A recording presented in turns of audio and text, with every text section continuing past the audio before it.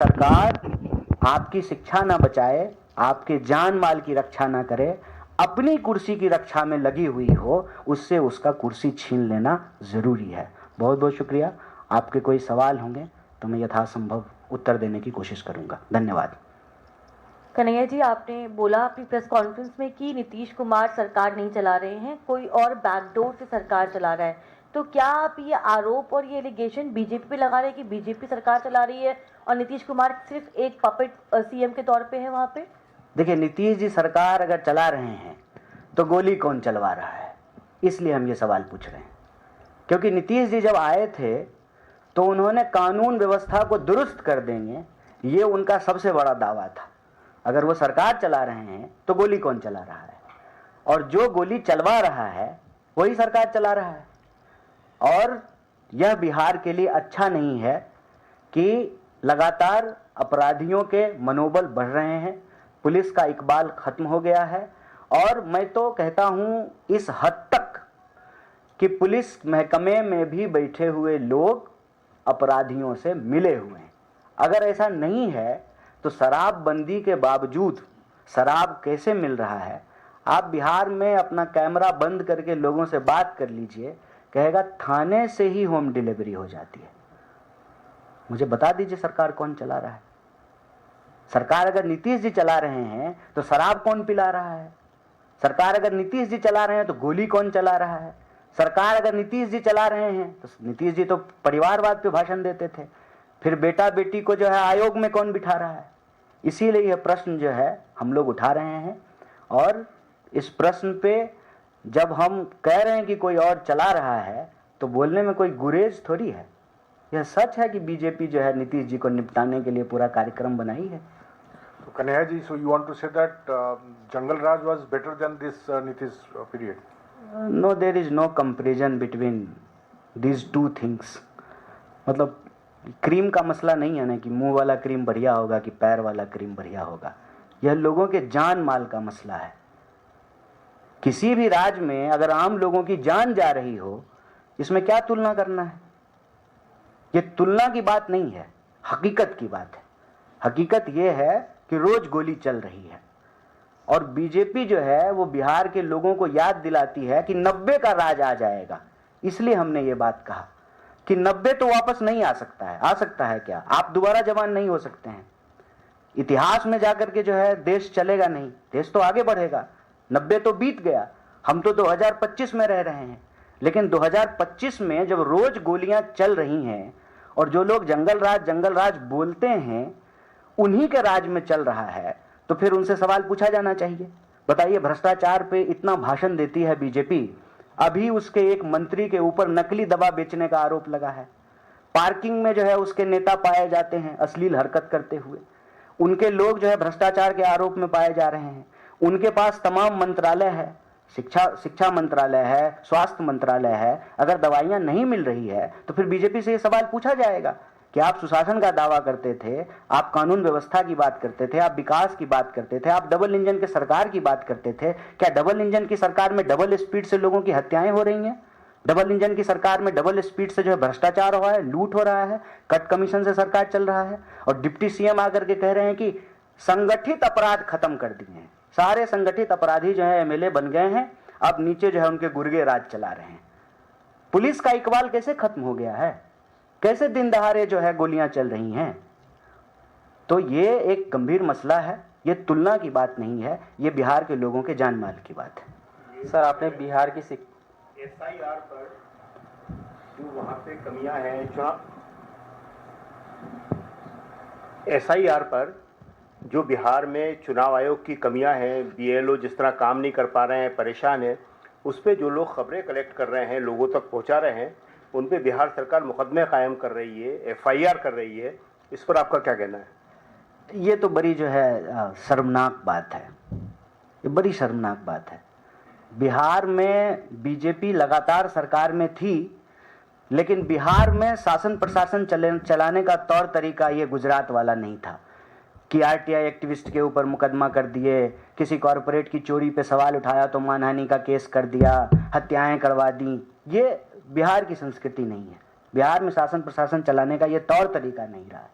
इससे दिखाता है कि नीतीश जी सरकार नहीं चला रहे हैं। ये भाजपा का स्टाइल है कि अगर आपसे कोई सवाल पूछेगा आपके उसके ऊपर जो है झूठे मुकदमे कर देंगे, आप जो है उनको पकड़ करके जेल में डाल देंगे। आप अपनी कमियों को दुरुस्त कीजिए। आप कमियों को दुरुस्त करने के बजाय जो है पत्रकारों के ऊपर जेल कर रहे हैं। ये सीधे सीधे पत्रकारों को ये संदेश दे रहे हैं कि अब की बार बिहार आइएगा तो संभाल के आइएगा, अगर आप सच बोलेंगे तो आपके ऊपर मुकदमे हो सकते हैं। ये बड़ी दुखद और बड़ी शर्मनाक बात है और कांग्रेस पार्टी की तरफ से हम इसकी पुरजोर मुखालफत करते हैं। सर,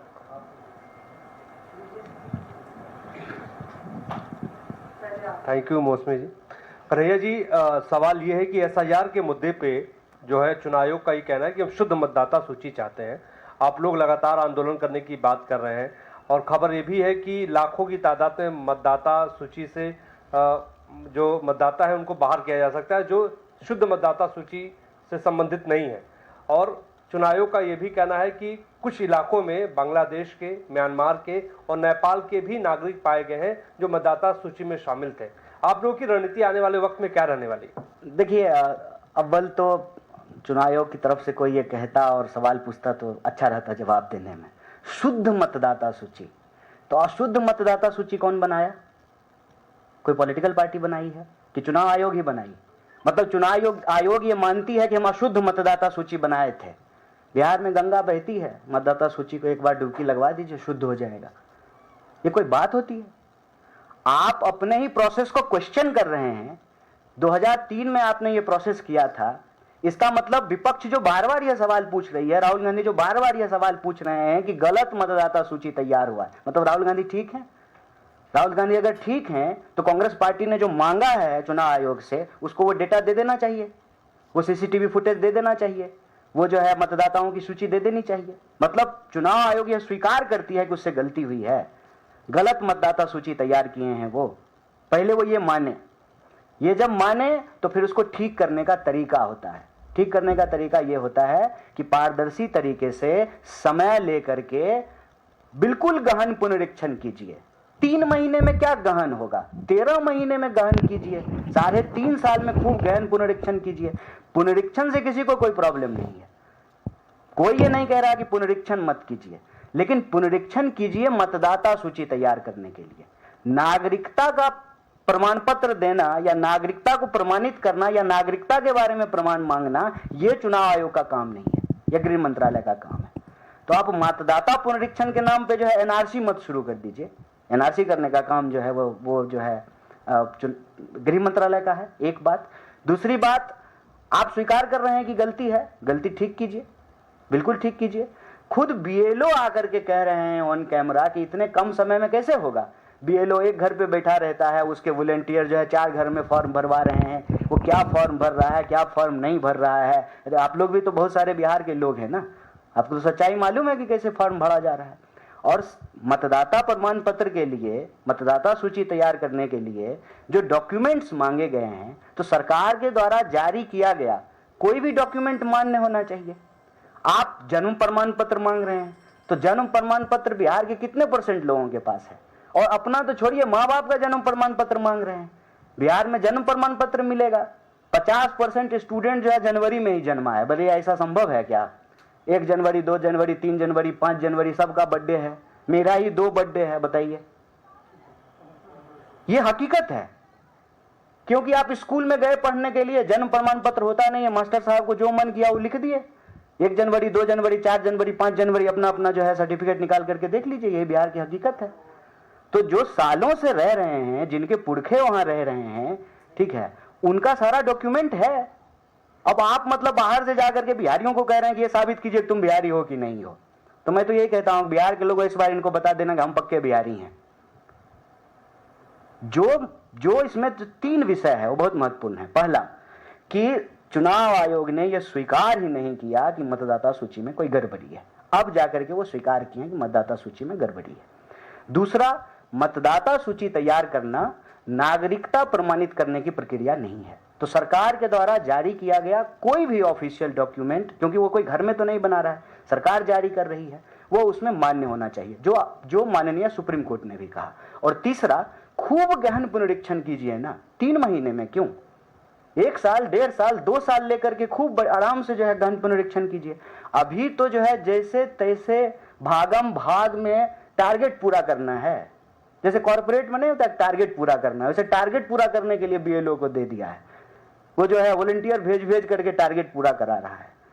और चौथा, इस पूरे मसले पर जब चुनाव आयोग फंस गई, जब सुप्रीम कोर्ट ने भी कहा कि आप कौन होते हैं ये पूछने वाले और कि आप नागरिक हैं कि नहीं है ये साबित कीजिए, डीएम के बयान टेस्टिमोनियल्स हैं, डीएम के इंटरव्यूज हैं, डीएम के वीडियोज अवेलेबल हैं, जिसमें वो कह रहा है कि आप नागरिक हैं कि नहीं है इसका जांच करना जरूरी है, आप नागरिक हैं तभी तो आप वोटर होंगे। ये डीएम के स्टेटमेंट्स हैं। और इस पे जब पत्रकारों ने पूछना शुरू किया, पूरे देश में माहौल बन गया, चुनाव आयोग इसमें फंस गई, तो अब जो है दायां बायां निकलने की कोशिश कर रहे हैं। इसीलिए एक खबर प्लांट करा दिया गया कि जो है म्यांमार के और बर्मा के जो है लोग बिहार में पाए गए हैं। भाई बिहार के लोग पूरी दुनिया में पाए जाते हैं, कौन बिहार आ रहा है? पलायन इतनी बड़ी समस्या है, बिहार के लोग जो है पूरी दुनिया में जा रहे हैं, कौन बिहार चला जाएगा हमको बताइए? ये विश्वास करने वाली बात है। अगर मान लें कि ये खबर सही है, प्लांटेड नहीं है, तो गृह मंत्री कौन, हम हैं कि जैसा के बाबूजी हैं? तो जैसा के बाबूजी जवाब दें। लैंडलॉक स्टेट है ना, बॉर्डर स्टेट तो नहीं है बिहार। उधर सामने नेपाल लगता है, इंटरनेशनल बॉर्डर है। उसकी जिम्मेवारी किसकी? केंद्र सरकार की या जो है विपक्ष की? लॉ एंड ऑर्डर का मसला है, घुसपैठ का मसला है, इसमें तो नीतीश कुमार भी दोषी नहीं है, क्योंकि नेपाल की सीमा की रक्षा करने का काम बिहार पुलिस का नहीं है। वो सशस्त्र सीमा बल करती है, बॉर्डर सिक्योरिटी फोर्स करता है, उसके हेड जो है वो तो जैसा के बाबूजी हैं। अगर ऐसा हुआ है तो फिर उसके लिए कौन जिम्मेवार है? और 2003 में ही आपने ये प्रोसेस किया था, इसका मतलब 2003 का प्रोसेस भी ठीक नहीं है। अगर 2003 का प्रोसेस ठीक नहीं है, इसका मतलब 2005 में जो है गलत तरीके से जो है नीतीश कुमार मुख्यमंत्री बन गए हैं। और सिर्फ गलत तरीके से 2005 में वो मुख्यमंत्री नहीं बने, तीसरी बार मुख्यमंत्री बने, और 2014 में मोदी जी को तो 39 सीट मिला है वहां से। इसका मतलब सारे म्यांमार के लोगों ने जब मोदी जी को वोट दे दिया, नेपाल के लोगों ने वोट दिया है। और सिर्फ 14 में ही नहीं, फिर 19 में भी दे दिया सबसे ज्यादा सीट, अभी 24 में ही हाल ही में दे दिया है। तो सारे सांसदों को जो है, अभी हुआ है ना चुनाव, सबका जो है सदस्यता रद्द कीजिए, दोबारा से 40 सीट पे चुनाव कराइए। खेल फंस गए तो जो है डिरेल कर देते हैं। मुद्दा भटकाओ योजना, म्यांमार और बांग्लादेश के लोग, नेपाल के लोग बिहार में पाए गए, अगर खबर सही है, जिम्मेवार कौन है? और फिर चुनाव जब क्यों हो रहे हैं? ये सब डिरेल करने की बात है। चुनाव आयोग बुरी तरीके से इसमें फंस गई है। जो राहुल गांधी कह रहे थे वह बात सही साबित हो गई है। ये चोरी का जो कार्यक्रम था वो पकड़ा गया है। तो ये नया तरीका बना लिए थे लिपापोती करने का, कि थोड़ा बहुत दिखा देंगे दायां बायां, माहौल हो गया है, सब ठीक है एकदम, ऐसा ही जो है आरोप लगाती है विपक्ष। लेकिन अब इसमें फंस चुके हैं और इनका जवाब इनको देना पड़ेगा, और विपक्ष के नाते हम ये सवाल उठाते रहेंगे।